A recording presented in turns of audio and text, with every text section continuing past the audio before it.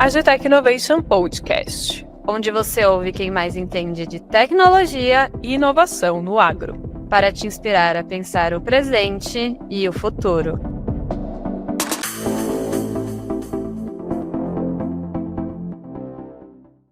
Olá, queridos ouvintes do Agitech Innovation Podcast. Eu sou a Fernanda Cavalcante e faço parte do time de marketing e conteúdo do PwC Agitech Innovation. E eu tenho o prazer de apresentar a segunda temporada da série Mercados de Tecnologia do Agro, que está sendo gravada diretamente dos nossos estúdios aqui em Piracicaba, São Paulo. Bom, como vocês podem perceber, a gente está aqui para gravar o segundo episódio dessa série, onde a gente vai falar sobre um tema que tem chamado muita atenção do mercado: as mudanças climáticas. E aí, ouvintes, será que o campo está preparado para esses novos desafios? Eu acho legal a gente falar sobre isso, até porque muitas vezes o campo, ou até mesmo a propriedade rural, ela é associada a uma indústria a céu aberto. E então, durante toda a sua produção, ela está ali à mercê dos intempéries climáticos. E aí surge a grande questão: será que o produtor rural ele está preparado para as mudanças climáticas? Para responder essa pergunta, eu convido o professor Dr. Eduardo Assad para trazer um pouco dessa contextualização para a gente. Bom, meu nome é Eduardo Delgado Assad, eu trabalhei na Embrapa com mudanças climáticas e climatologia durante 35 anos. A gente que ajudou a implementar o zoneamento agrícola de risco climático, a agricultura ABC e os estudos sobre mudanças climáticas na agricultura. Atualmente eu sou professor na Fundação Getúlio Vargas, no GV Agro, trabalho no Observatório da Bioeconomia e tenho uma empresa de consultoria que chama Fauna, Projetos Ambientais. Esse é um pouco o meu perfil hoje. São 43 anos, esse ano já vai para 44 anos de atividade profissional. O agricultor brasileiro está minimamente preparado, por ser uma indústria, ele está minimamente preparado para enfrentar as mudanças climáticas? Essa resposta, ela não pode ser nem que sim, nem que não, ela não é binária. Eu diria que uma pequena parte sim está preparada e uma grande parte ainda acha que não tem mudança climática, o que me deixa desesperado, porque a gente está falando nisso há muito tempo e nos últimos 4 anos, 5 anos, e alguns agricultores, vamos dizer, mais abertos às tecnologias, começaram a adotar essas tecnologias, a utilizar essas tecnologias e pararam de perder, mesmo na condição dos outros que perderam. Não pararam de perder, o que é muito claro, muito evidente. Recentemente saiu um artigo de um professor da UFMG, com números que me deixam um pouquinho mais tranquilo, dizendo que pelo menos 30% dos agricultores brasileiros acham que não tem mudança climática. Quando eu vejo esse número, eu fico com uma preocupação grande, porque posso levar para uma conta tipo 30% do PIB agrícola. Então é 30% de 1 trilhão e 300 milhões de reais. É muito dinheiro, é muito dinheiro. Seriam responsáveis por essa fatia. Essas pessoas dizem, não tem mudança climática. Aí a gente começa a ver os reflexos disso, né? Nos últimos 2020, 21 e 22, por conta do Laninha e mudança do clima, nós tivemos perdas de torno de 70 bilhões de reais na região sul. Nos últimos 10 anos, 8 anos em 10 teve perda, principalmente no Rio Grande do Sul, e 5 anos em 10 teve perda no Paraná. O que assusta, porque é a segunda maior agricultura do mundo, altamente tecnificada, produzindo pra caramba, com um peso enorme na economia mundial, e ainda fica numa situação como essa. O que é que está acontecendo? Essa pergunta eu me faço todos os dias e me sinto bastante frustrado, porque eu passei a minha vida inteira dizendo, atenção pessoal, faça desse jeito, faça daquele jeito. Então, aqueles que adotaram, perceberam que o problema é sério, começaram a adotar técnicas e tecnologias que permitiram que a resiliência da agricultura aumentasse. Aqueles que não fizeram, perderam. E aí é muito fácil, porque eu vou perder. Aí eu vou bater lá que a gente chama, né? Vou bater lá na porta da viúva, que é o governo, e vou falar assim, eu quero securitização de dívida. Ou seja, eu perdi, não nego, mas vamos empurrar isso para frente? Na minha vida profissional, eu vi isso 6 vezes. Ou seja, ao invés de você fazer estudos de prevenção ou trabalho de prevenção, você vai na remediação. Alguém vai pagar, eu vou, continuo. Chega num ponto que o agricultor não tem condição de pagar isso mais. E aí começa o que eu chamo de o efeito nefasto dessa política, que é os grandes vão comprando a propriedade dos pequenos. Então, são coisas que a gente precisa parar para pensar. Pensar e pensar muito, porque nós temos tudo para virar esse jogo. E aí, do que eu estou falando? Eu estou falando de algumas... Primeiro, estou falando o seguinte, a temperatura está subindo. E está subindo muito. Nos últimos 2 anos, nós tivemos uma tendência maior desse fluxo de aumento de temperatura, 9 ondas de calor fortíssimas no Brasil. Esse ano já está começando, já estão identificando algumas ondas de calor, redução de chuva, que não foi só El Niño, foi desmatamento da Amazônia associado ao El Niño, e isso tem um impacto forte na produtividade. O que eu estou falando? Eu estou falando de coisas que já se conhecem há muito tempo. Práticas de manejo e conservação de solo e água. Nós precisamos voltar a adotar isso. Então, algumas dessas práticas, não, eu faço plantio direto, não. A gente olha isso aí, quando você vê quem está perdendo, fez um plantio direto meia boca. E o outro que fez direito não perdeu. Por quê? Porque usou planta de cobertura, porque usou outras leguminosas, porque protegeu o solo. Ao você fazer isso com essas plantas de cobertura e a soja sendo beneficiada com isso, você aumenta a resiliência da água no solo por mais 15 dias. O que é suficiente para evitar essa perda enorme que a gente teve aqui. Quando o veranico é de 40 dias, aí é um pouquinho mais complicado. Mas uma das soluções é essa. A outra solução é você fazer uma coisa que só o Brasil tem, que é a integração lavoura-pecuária. A integração lavoura-pecuária permite que o componente pastagem dessa integração faça com que as raízes da pastagem, da forrageira, se aprofundem. E ao se aprofundar, você vai ter canais de escoamento de água, redução de compactação do solo e aumento desse tesouro que está todo mundo correndo atrás, igual louco, que é o carbono, a matéria orgânica do solo. E esse carbono permite que a sua produtividade aumente. Então, o que a gente tem preconizado, tem vários modelos, tá? Mas um deles seria o plantio direto, que é mais simples de ser feito, a integração lavoura-pecuária, a própria recuperação de pastagens associada com produção agrícola e, principalmente, e aí o pessoal seria interessante o pessoal se dedicar um pouco mais a isso, e principalmente plantemos árvores. Bom, gente, o professor trouxe boas práticas, né, que os produtores podem adotar para se prevenir, né, das mudanças climáticas, sendo elas o plantio direto, integração lavoura-pecuária, a recuperação de pastagens e o plantio de árvores. Mas eu gostaria que a gente agora olhasse para as tecnologias que também podem auxiliar o produtor rural a passar por esses novos desafios que estão chegando, né? E para isso vou contar com vocês, que estão, né, lidando diretamente com essas novas soluções que estão chegando. E vou fazer uma introdução aqui, gente, mas já vou passar a bola para vocês se apresentarem. Mas então, ouvintes, estão aqui comigo na mesa a Índigo, que atua com produtos que aumentam a produtividade em condições extremas, a MBR Agro, de processamento de dados agroclimáticos, e a 1,5 Grau, que faz o controle inteligente contra incêndios. Pessoal, vou pedir para vocês se apresentarem, então, e fazerem um pitch de vocês. Bom, obrigado, Fernanda, prazer.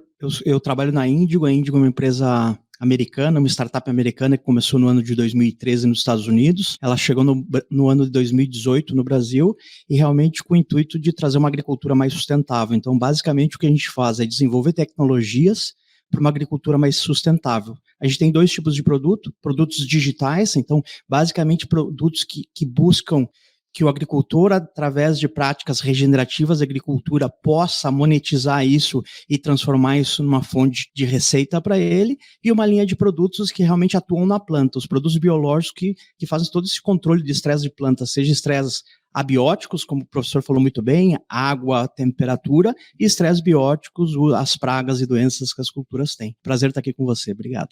Muito obrigada. Meu nome é Lucas Coren, eu trabalho na IMBR Agro. Agradecer demais a Fernanda e ao PwC AGTech Innovation pelo convite.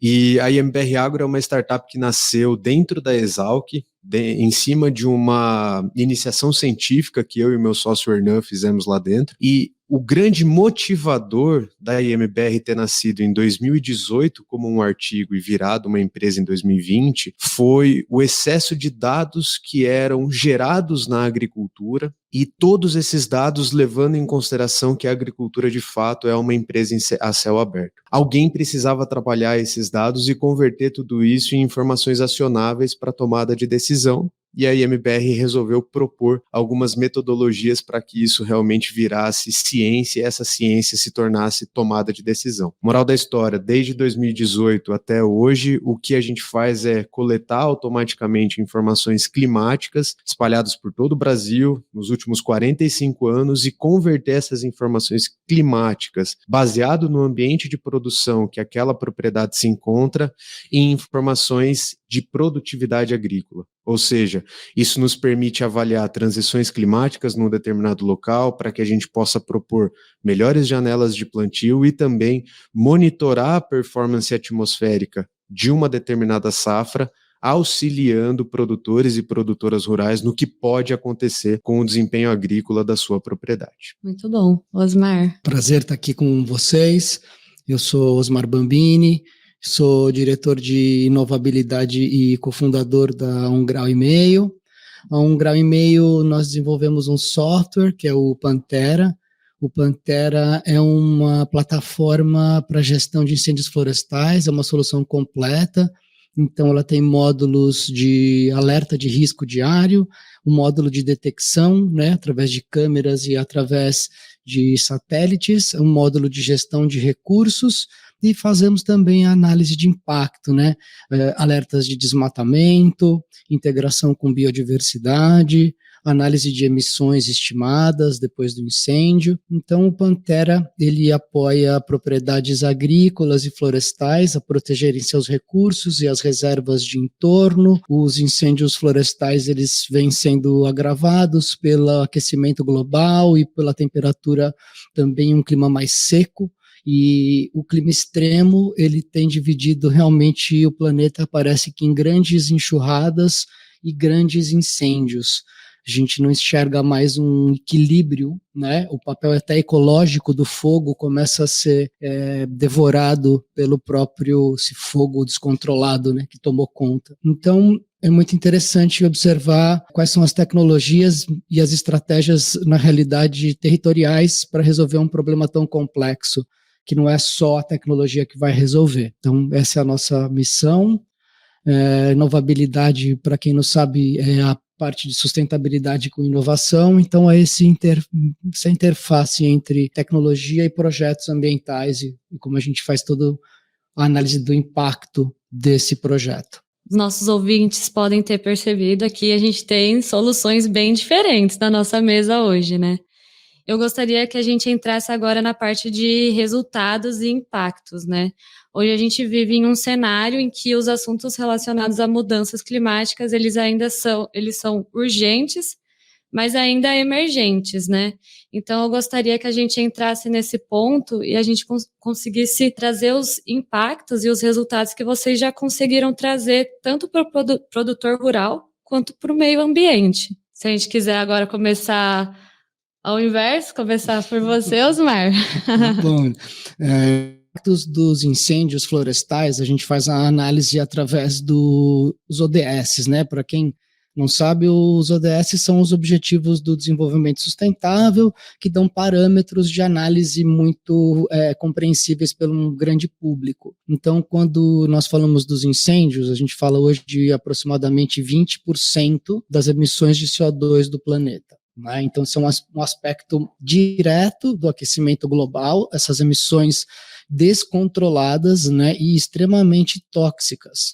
O impacto no solo, na água, na biodiversidade, né, Pantanal, nos incêndios de 2020 foram mais de 17 milhões de vertebrados queimados, mortos, numa estimativa, inclusive da Embrapa, né? Então, você olha também para o aspecto do Pantanal também. A gente fala de impacto econômico, porque lá eles dependem do turismo, dependem da pesca, dependem dessas comunidades ribeirinhas que vivem do solo, e um solo degradado acaba não produzindo. Então tem o aspecto na saúde humana, intoxicação da água, intoxicação dos peixes, problemas respiratórios, sem dizer a parte de água e solo. Então a gente tenta sempre analisar o aspecto do impacto através de uma análise de quanto nós conseguimos reduzir qualquer um desses impactos negativos. Então, escrevemos um artigo em 2021, né, que foi publicado em 2022, que foi publicado, uma análise estimativa de redução de emissões no projeto do Pantanal que a gente tem. A gente está sempre se provocando a entender e a medir o impacto. Os clientes trazem resultados de redução de tempo de resposta, redução de perdas, né, e consequentemente todo o impacto. Uma boa operação resulta em impactos ambientais, sociais positivos. Então é muito simples, com uma ação rápida, com um sistema que funciona, você colhe resultados e isso se transforma em dados, né, que podem ser aproveitados pela empresa de diversas formas, né. Do lado da IMBR, a gente aprendeu em uma série de comunicações feitas com tanto produtores, mas também com empresas que têm algum tipo de interesse na originação de produtos agrícolas, que uma safra perdida não é fácil de medir. Ou seja, uma vez que você toma uma decisão, você precisa esperar, vamos falar em um ciclo médio de soja, cerca de 120 dias para avaliar como aquilo vai impactar no teu bolso no final do ciclo. Então, é necessário fazer a priori uma série de simulações que mostrem de que forma, baseado no histórico daquela região, a atmosfera tem desempenhado um fator crítico ou não para o desenvolvimento de uma cultura agrícola. Então, quando a IMBR Agro internalizou esse pensamento e trouxe esse tipo de processamento, que a gente chama até de planejamento agroclimático de uma lavoura, a gente começou a identificar que existia um valor muito interessante para o campo. Então, um outro fator extremamente relevante é que é muito difícil um produtor conseguir compilar todos esses dados, fazer todas essas simulações do seu lado, até pela dificuldade em estruturar, né, os dados que estão à sua disposição. Então, depois que esse processo foi internalizado pela IMBR e essa dificuldade em tratar, trabalhar, organizar todos os dados e então passamos a disponibilizar isso, a gente passou a receber feedbacks muito relevantes. Feedbacks em que, por exemplo, novas áreas adquiridas por produtores que plantavam, por exemplo, em São Paulo e acabaram avançando para áreas do Mato Grosso do Sul. Nessas novas áreas, esses estudos agroclimáticos potencializaram esse manejo que a gente chama de manejo climático da área para que ele conseguisse colocar a semente no solo num período mais adequado. Então essa já é uma validação muito relevante. A gente teve trabalhos desenvolvidos com produtores aqui na região de São Pedro, uma cidade próxima a Piracicaba,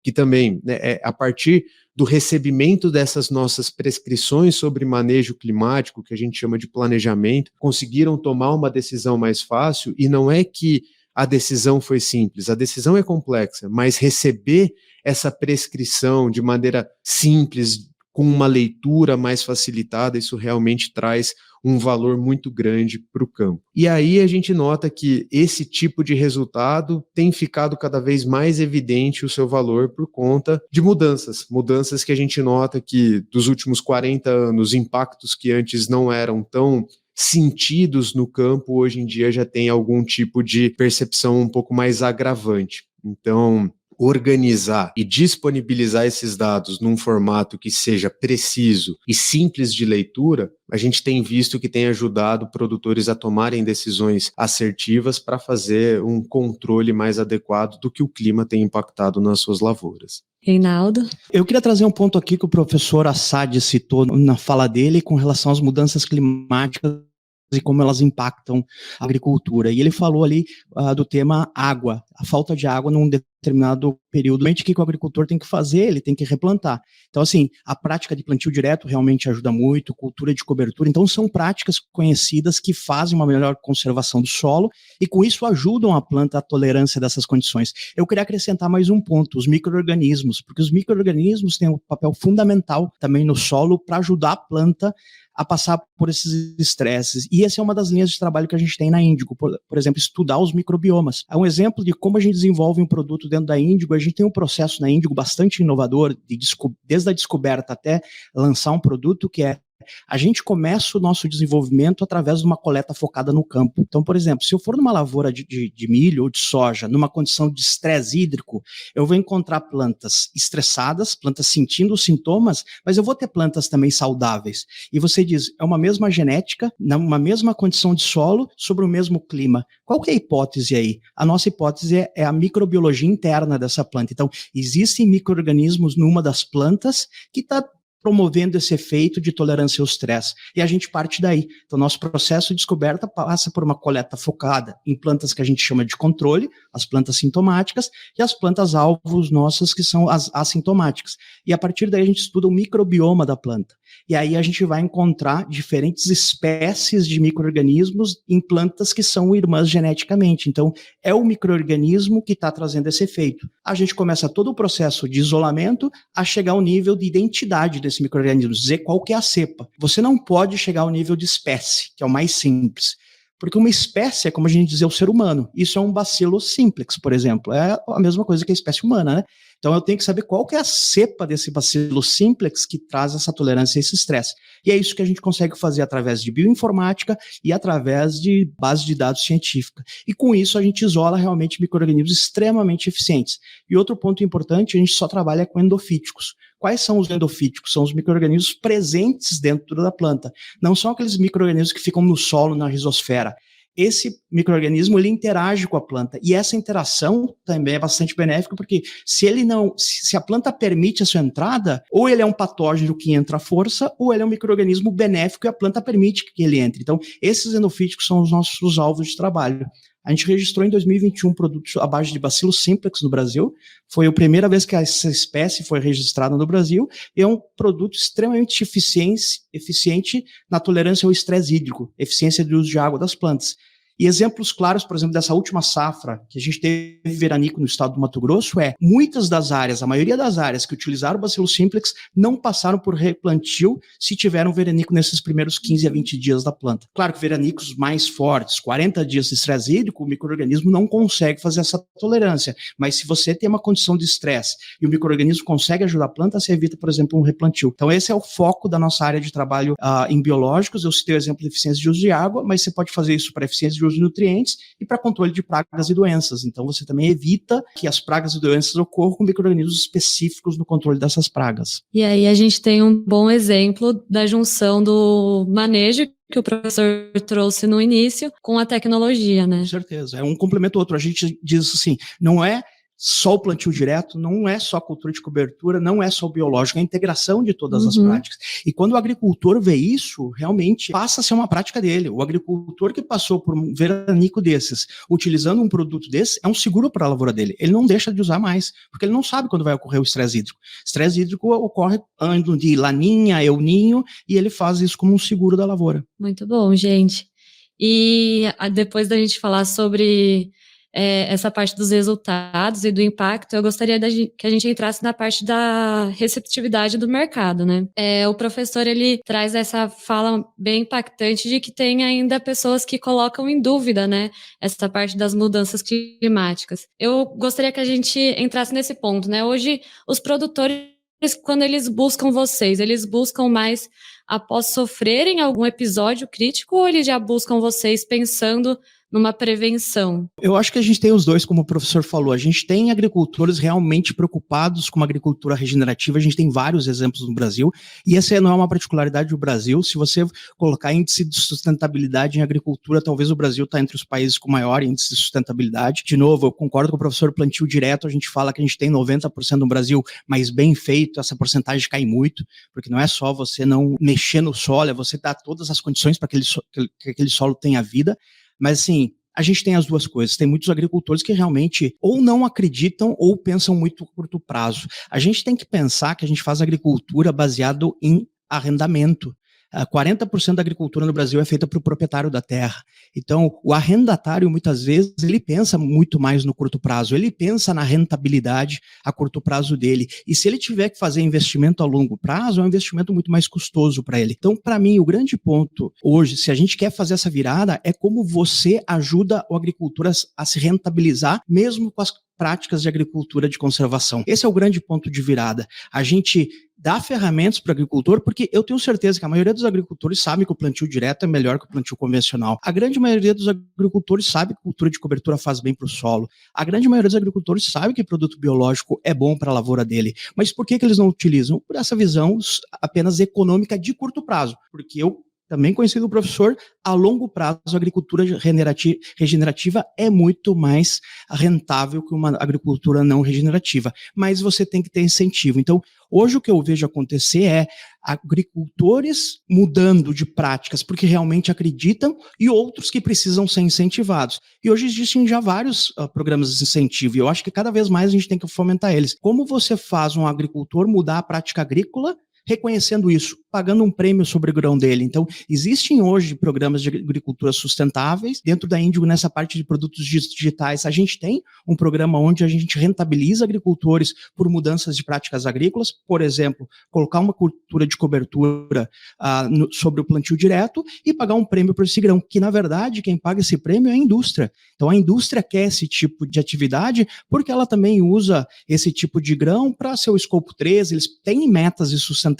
Então, se você cria esses programas com uma validação, uma certificação desse resultado obtido, você ainda consegue compensar o agricultor por isso. E eu acho que esse é o caminho se a gente quer essa mudança na agricultura como um todo. Sim, e eu vou aproveitar aqui a deixa e eu vou convidar os nossos ouvintes, para quem ainda não escutou o nosso primeiro episódio, volta lá que a gente falou sobre agricultura regenerativa a fundo e a gente trouxe também algumas tecnologias que envolvem a agricultura regenerativa e auxiliam aí o produtor rural a adotarem essas práticas. Então fica aí o convite. Agora eu passo a bola aí para o Lucas. Sobre a percepção da tecnologia, a gente tem notado uma mudança muito drástica nos clientes que chegam até a IMBR Agro, ou também quando a IMBR Agro ativamente vai fazer as apresentações aos seus clientes. Por quê? O processo de transição climática ele está sendo sentido e ele está sendo sentido no bolso do produtor e da produtora. Existem muitos agentes nesse mercado que têm feito as práticas corretas, mas mesmo assim tem sentido mudanças e essas mudanças têm impactado diretamente sobre produtividades agrícolas. E aí fica aquela indagação, poxa vida, eu tenho feito isso há tanto tempo, sempre eu tive um resultado X e agora o meu resultado tem observado uma queda muito forte. E aí começam os porquês, né? O porquê disso está acontecendo. Então, o trabalho da IMBR Agro começou a ser percebido de uma forma bastante relevante por conta dessas mudanças que têm sido sentidas no campo. Eu posso citar um exemplo, esse foi um exemplo bastante relevante que a gente teve trabalhando aqui na região, também em São Paulo, em Santa Cruz do Rio Pardo. Esse foi um exemplo categórico que, por conta dessas mudanças sentidas nos últimos 30, 20 anos, janelas de plantio que antes aconteciam na primeira quinzena de outubro passaram a ficar mais eficientes na segunda quinzena de outubro. Isso por conta de uma mudança nas sazonalidades das chuvas. Então, quando a gente pega um exemplo prático, um exemplo empírico como esse, acaba sendo um reflexo positivo de que o trabalho desenvolvido na hora de fomentar esse manejo climático tem um valor e é um valor bastante adequado para a tomada de decisão do campo. E aí acontece o seguinte, quando a gente passa por 3 anos de uma laninha muito forte que tem impactado severamente produções no Rio Grande do Sul, até mesmo no Paraná, e um ano de El Niño, um El Niño que trouxe uma percepção crítica de produtividade em regiões extremamente produtivas, como, por exemplo, o Mato Grosso e o Centro-Oeste como um todo, acaba identificando que, para melhor tomada de decisão, fazer um planejamento, ou seja, não remediar, mas postergar esse tipo de decisão, acaba sendo bastante danoso para a prática agrícola. E quando eles sentem isso na pele, acaba que, quando você traz essa percepção, que é possível sim, com ciência de dados, com metrificação de resultados, melhorar essa tomada de decisão, a solução acaba sendo bem-vinda. Então a gente tem sentido isso na pele, infelizmente, né, a gente tem sentido isso na pele diante de alguns tipos de quebras sentidos na agricultura, mas é importante frisar que o resultado está aí para poder ajudar. Então a tecnologia ela é sempre muito bem-vinda para trazer melhores percepções para o campo. Osmar. Eu enxergo que existe, sim, uma visão muito relacionada às perdas que o próprio fogo traz para essas propriedades que vão de 2 a 3 dígitos de milhão por ano, então tem um impacto também jurídico. Muitos desses incêndios, quando eles atingem a área de reserva, eles trazem problemas jurídicos até na esfera civil para essas propriedades, de crime ambiental. Então, existe um fator também que é paradoxal, conforme eu havia falado, o uso ecológico do fogo, né, como um papel do próprio bioma, né, de combustões espontâneas, de raios e etc., e também o uso do fogo como uma forma de eliminar a biomassa em excesso. Então, isso de 200 anos para cá foi uma prática que foi coibida, o que gerou grande acúmulo no planeta, né, de biomassa, e a gente vê esses grandes incêndios. Então, a gente discute hoje na ciência do fogo a necessidade de se retomar práticas de queima bem feita em períodos onde eu tenho dados ambientais que me ajudem a fazer essas práticas de uma maneira segura e que vai trazer resultados ambientais de redução de grandes incêndios. Eu entendo que os incêndios, eles transcendem a esfera produtiva e são problemas de país, de planeta. Então, eu acredito que também a solução, ela não envolva só um setor, ela envolve diversos setores, ela envolve a filantropia, ela envolve o governo, o poder público, todas as instituições de defesa civil, Previfogo, IBAMA, ICMBio, bombeiros, exército, academia, brigadas voluntárias, proprietários rurais. Os grandes desastres, eles não vão ser resolvidos isoladamente. Não existe o dono do fogo, não existe o dono da tormenta. Existem, sim, estratégias territoriais que mostram bons resultados em países como África do Sul, Portugal, dimensões bem menores que o Brasil, mas olhando uma fórmula de organização tecnológica, política, social, ao redor de um problema que não vê a ideologia. O fogo, ele precisa recuperar o espaço que ele sempre teve no centro do que a gente desenvolveu como humanidade, e eu acredito que essas boas práticas, elas estão retornando. Então, eu acredito que nos próximos anos vão ser bem críticos de adaptação, né, e de mitigação, mas eu acredito que a gente começa a enxergar bons resultados a partir de 2030 com essas práticas sendo retomadas. Então, mas tem muita ainda coisa pela frente e muitos desafios de clima e novos desafios, né? Lugares que não aconteciam tornados, acontecem tornados, lugares onde não choviam naquele volume em tão pouco tempo. Então, na realidade também, apesar das tendências e das análises cada vez mais aprimoradas, ainda tem surpresas que a gente não sabe como esse clima extremo ele vai se comportar, qual vai ser o agravamento desses fatores que hoje a gente não enxergava, né, nessa quantidade 10 anos atrás, mas a gente vê de 5 anos para cá realmente algo que você fala, caramba, são bilhões que o país perde, pessoas morrem. Então, realmente, a gente tem aí um desafio nos próximos anos muito grande. Sim, o desafio é gigantesco. E entrando nesse ponto, eu gostaria de saber se vocês teriam um caso assim que vocês poderiam compartilhar com a gente, né? A gente falou bastante dos impactos, a gente falou de uma forma ampla, né? Mas vocês já chegaram a acompanhar alguma produção que foi realmente sofreu um impacto por conta da mudança climática, e o que vocês conseguiram fazer para ajudar a mitigar esse problema? Quem quer começar dessa vez? Eu posso começar, eu já citei um pouquinho antes, eu acho que o caso hoje bastante assim, importante e que a gente viu dos últimos anos, realmente esse efeito muito forte das condições climáticas no sul do país. E aqui a gente, sul do país, o Rio Grande do Sul, a gente está falando de Brasil, mas se você pegar a Argentina, as últimas 5 safras agrícolas deles vêm impactada por falta de água. Um país, por exemplo, que tinha solos extremamente profundos, muito bem estruturados, muito acúmulo de água em solo e que pode ficar longos períodos sem água, que ele consegue, mesmo assim, produzir a cultura agrícola, produzir o trigo. A mesma coisa no Rio Grande do Sul, e tendo impactos severos na produtividade. Então, essas mudanças climáticas, sim, afetam a produção agrícola, vem afetando cada vez mais, e a gente não passa por um ano no Brasil, a gente tem efeito El Niño e La Niña, cada um com impactos diferentes na nossa região, por exemplo, do Cerrado e região sul. El Niño impactando muito mais o Cerrado, La Niña impactando muito mais o sul. A gente não passa um ano no Brasil sem a gente ter impacto em uma das duas regiões. Então a gente está sempre sob efeito, e efeitos de um fenômeno que ocorre, mas ele ocorre de uma maneira muito mais expressiva agora. Então, a gente tinha anos de El Niño que a gente nem percebia, anos de Laninha que a gente não percebia. A gente sempre percebe os dois efeitos porque eles trazem impactos bastante profundos na agricultura, então sempre alguma região está sofrendo esse impacto. Eu acho que ainda é muito cedo para a gente pegar a agricultura regenerativa e todas essas práticas de agricultura de cobertura, você fazer um plantio direto muito mais bem preparado, integração em lavoura e pecuária, e dizer que a gente tem uma propriedade hoje que ela consegue passar por um evento extremo. Mas sim, a gente tem algumas propriedades de agricultura regenerativa, quando o efeito não é extremo, elas têm produtividades muito acima da média do seu estado. Então a gente tem, por exemplo, propriedades hoje em Sapezal, no Mato Grosso, que seus vizinhos foram impactados na produtividade, produzindo 30 sacos por hectare, 25 sacos por hectare, e essa propriedade produzindo 65 sacos por hectare. Então, realmente, porque ela tem solos mais estruturados, práticas de agricultura de conservação, utilização de biológicos, cultura de cobertura. Então, esses efeitos, e aí, de novo, é muita, inclusive, prepotência da parte de cada um dizer, foi o meu produto que causou isso.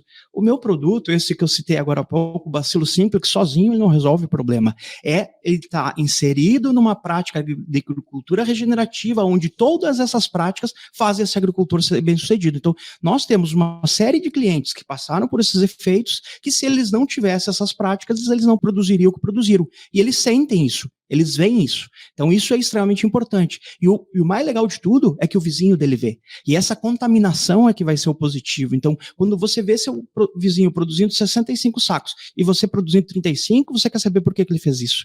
Então, só que não é da noite para o dia que esse produtor fez isso. Então, esses impactos são vistos e eles são mitigados e você consegue produzir mais numa mesma área se você faz da forma correta. Bem legal, eu gosto da sua fala sobre que é o todo, né? A gente fala também bastante sobre isso no nosso outro episódio, que realmente é uma prática como um todo, é desde da gente olhar para o solo até para tudo que está abaixo do solo e também para tudo que está acima, né? Desde o clima, a gestão da propriedade, do que a gente vai aplicar. Então, é uma gestão completa, né? A gente tem que juntar as tecnologias, né? Não vai ser uma tecnologia ou um manejo pontual, vai ser realmente a gente fazer a inserção do todo. E eu acho que esse é o sucesso, inclusive, das empresas que conseguem ver dessa forma. Você não pode recomendar a sua tecnologia, você tem que entender o manejo daquele agricultor, inclusive você recomenda a tecnologia não do seu concorrente, mas de uma outra empresa do mercado, porque não é só a sua que vai resolver o problema. Então, eu estou na área de biológicos, eu digo para um agricultor, você tem que tirar todos os defensivos químicos da sua lavoura? Não.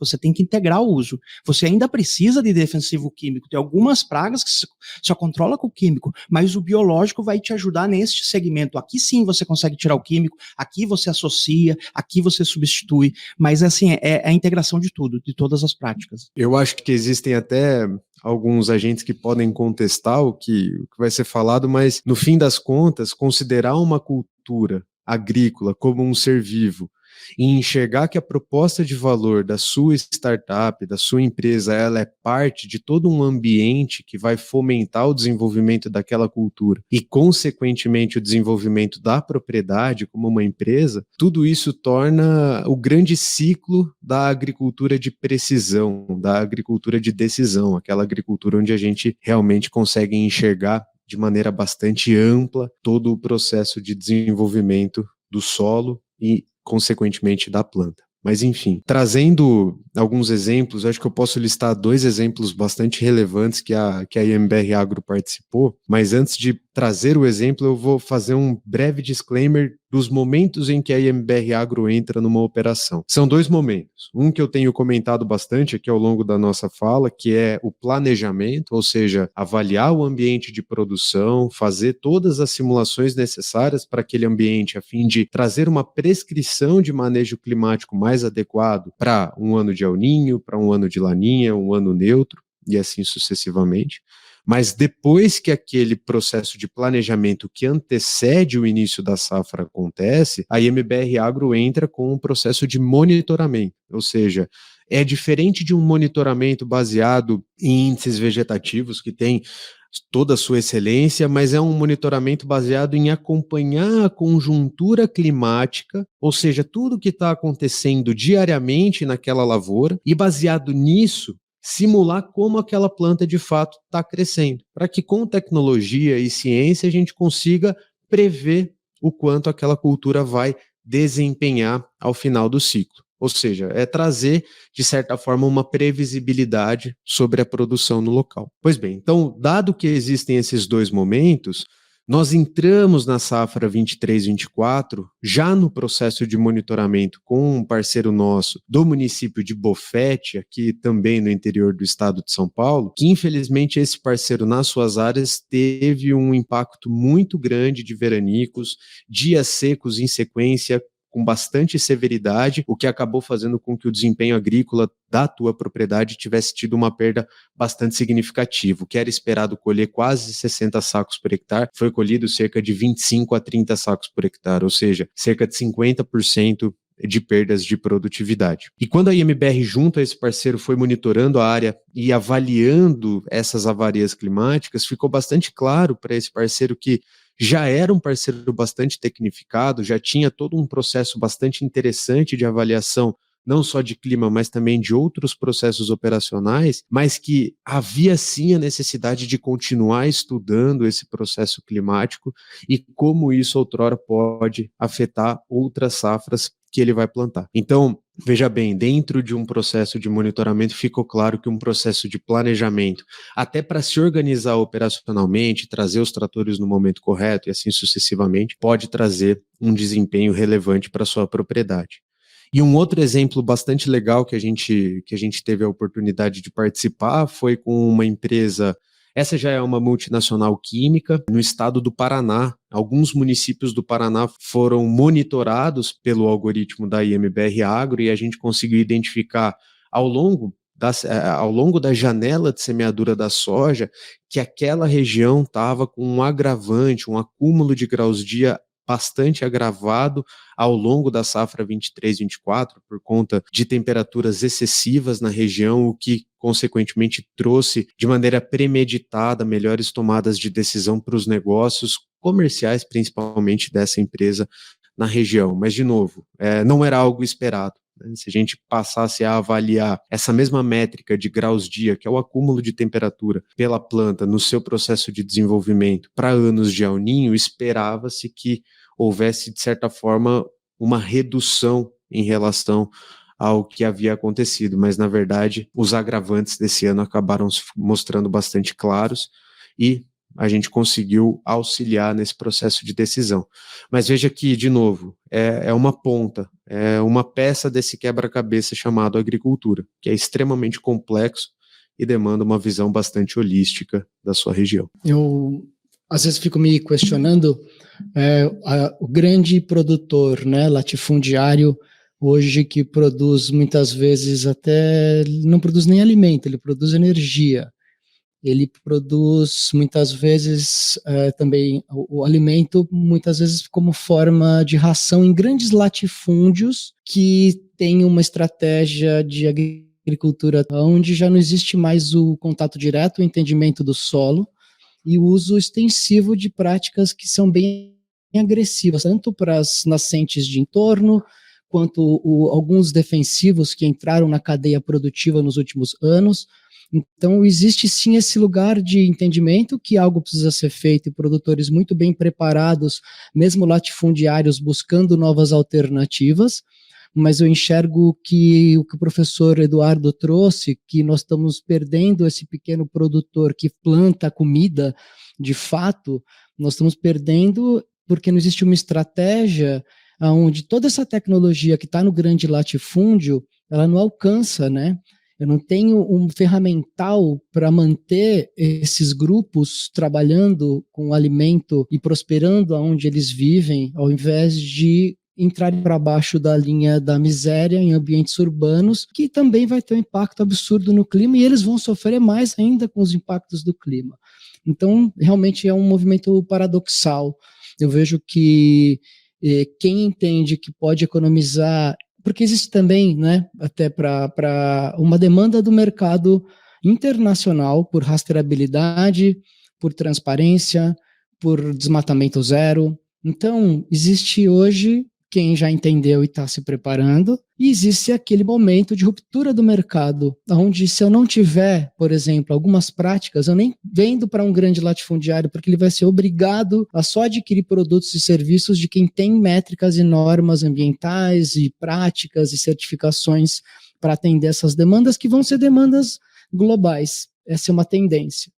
Mas ainda assim, a gente anda nessa linha tênue entre, que é um corredor estreito, entre práticas extremamente predatórias de curto prazo e uma estratégia de longo prazo, né? Então, eu vejo que realmente é um ambiente bem paradoxal de entendimento de valor, né, e de entendimento de longo prazo no que o clima e no que não só o aspecto do clima, mas também o aspecto do impacto social do clima, né, quando o professor traz a fala desses produtores perdendo as suas terras por realmente falta de estratégia, falta de pequenas ações em áreas pequenas, com uma grande ferramental que a gente pode fazer cumprir. Eu acho que o Brasil tem uma vocação absurda para terras, não só para a questão da agricultura familiar, mas também para ecoturismo, para 1001 opções e possibilidades, projetos de carbono, agrofloresta,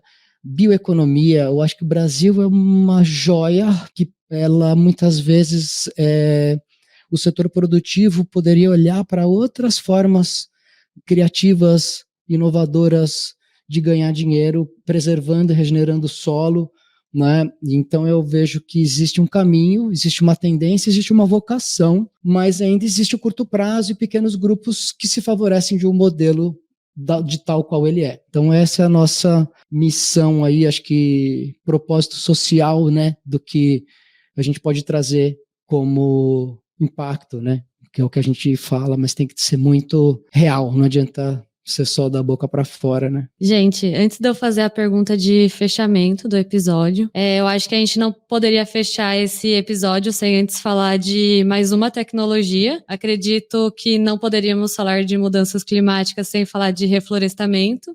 Inclusive, no começo do episódio, o professor falou sobre a importância de manter a floresta em pé, até mesmo para o equilíbrio do nosso ecossistema. E o Brasil, ele se comprometeu, né, no Acordo de Paris, de restaurar 12 milhões de hectares até 2030. E para ajudar nesse desafio, tem uma startup que desenvolveu uma solução que vem ajudando, né, nessa parte de reflorestamento. Então, eu vou chamar a Marisa Monteiro, da startup Vegetec, para explicar um pouco mais sobre a solução dela. Meu nome é Marisa Monteiro, eu sou o CEO da Vegetec. Eu gostaria de agradecer o convite para esse podcast. É um prazer estar falando aqui com vocês. A Vegetec é uma startup de biotecnologia para a produção de plantas e metabólitos secundários de espécies nativas em escala comercial. O nosso foco principal são espécies de reflorestamento, tanto da Mata Atlântica quanto da Floresta Amazônica. Hoje o Brasil ele enfrenta um grande desafio, que é restaurar 12 milhões de hectares de floresta até 2030.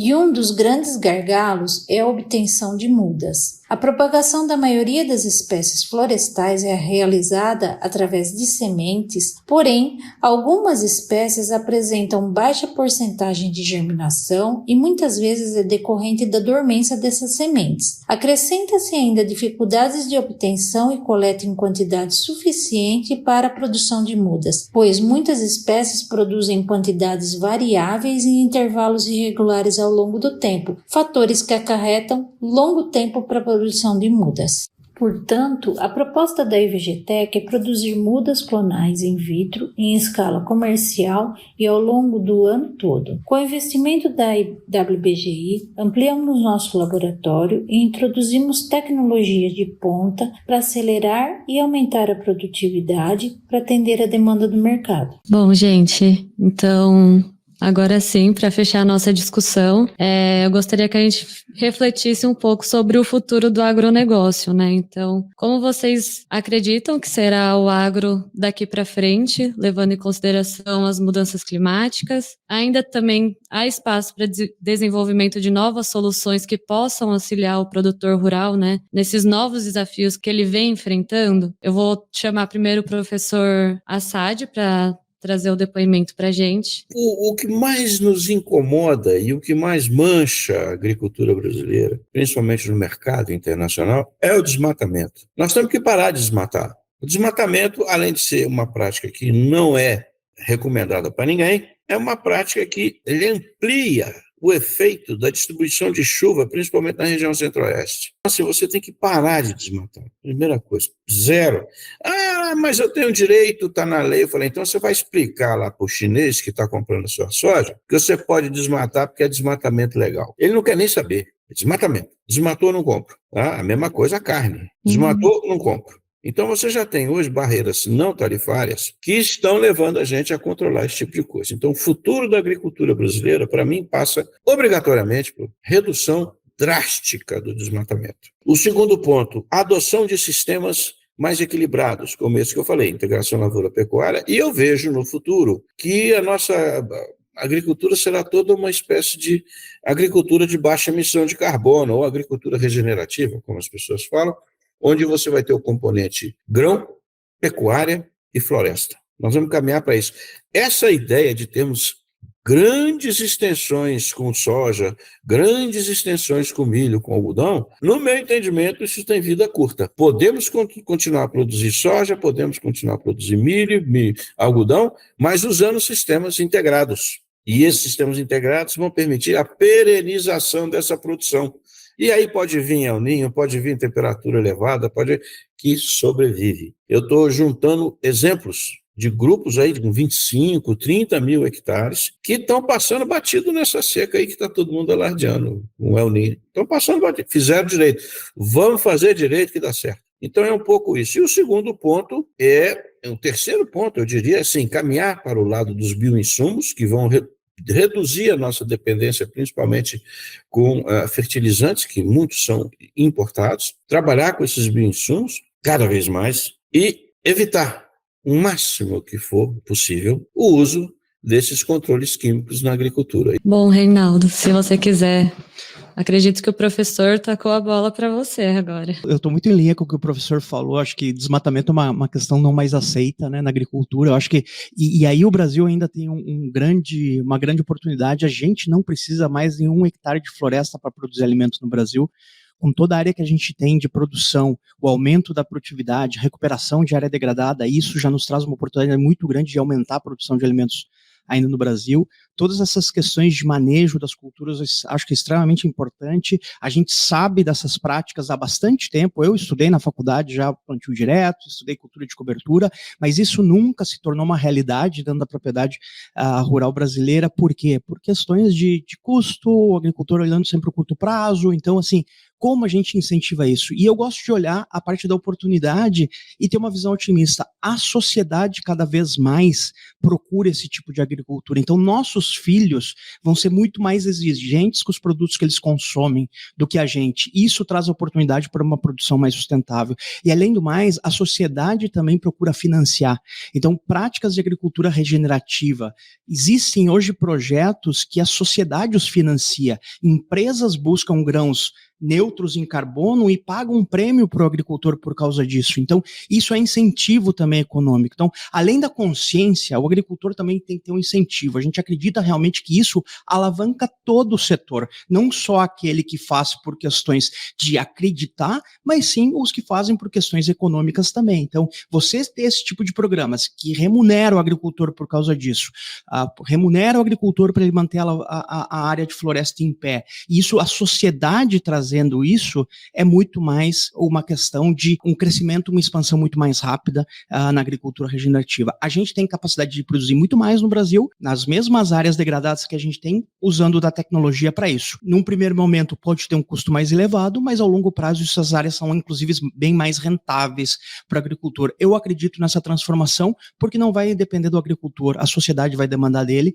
então ele vai ter que se adaptar a isso, senão ele não consegue continuar produzindo. E essa questão de produzir a maior commodity do mundo é o grande desafio do Brasil. A gente produz hoje soja, talvez o segundo maior commodity do mundo depois do petróleo. Então, você criar valor nessa cadeia produtiva passa por também a sociedade tem um papel importante nisso de ela fiscalizar, ela cobrar um produto mais sustentável e também as empresas do setor, as empresas de alimento, fomentar isso dentro dos agricultores, trazendo prêmios para esse.